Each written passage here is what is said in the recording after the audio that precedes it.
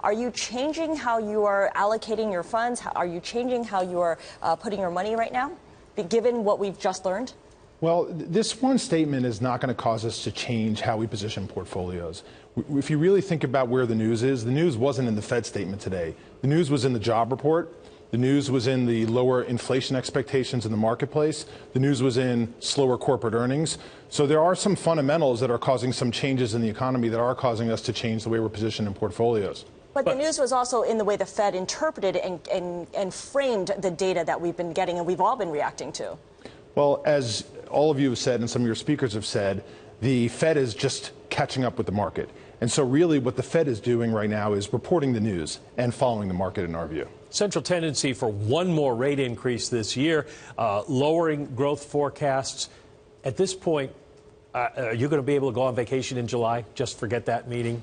There's a lot going on across markets. You think about Brexit, you think about China risk, you think about a slower economy in the U.S. Those are things that keep us at night more than a single Fed meeting. The risk of rising rates, I would say that the opposite obviously now is the risk. And the risk is that we're in a slower economy and recession risk is higher now. And so that's something that gives us a little bit more concern. What I want to know with your trading background, with your work at FBR and at Goldman Sachs, is what's going to be the stability when you finally get a jump condition. You've got guys working for you. They're 28 years old. They just took level 2, level 3. Do they have all the answers? I think they do. They haven't been tested like you've been tested. When you get that jump condition, how are the markets going to react? Well, if you look around our floor, we have more and more people actually with gray hair. You have more and more Bloombergs. That's all I care about. Because the Fed is taking so long to raise rates. We have a ton of Bloombergs. Good. Okay, you can stay with us. Generation Xers, Ysers, and Zers are getting Bloombergs as well. So we're coaching them, but I think that they are students of history.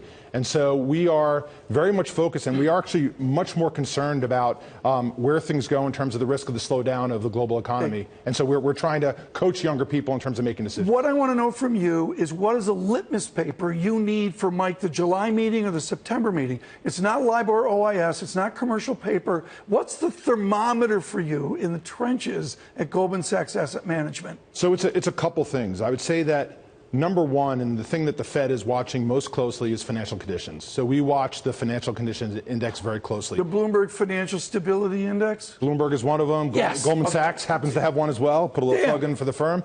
If you look at where financial conditions are right now, they're at about the same place where they were back in December when the Fed tightened for the first time. So that's number one. Number two is we're looking for an increase in inflation expectations. So we're watching the wage data very closely. Wages are sneaking up a little bit, but what you've seen in a number of surveys recently is a slowdown in inflation expectations. That gives us concern because it gives the Fed concern. You talk about your traders being students of history. History has always been the Fed starts and then they go too much, too fast. With this dots chart and the way they've brought it down, are you finally willing to accept the word gradual? The world has changed. Gradual is a part of our future, so absolutely.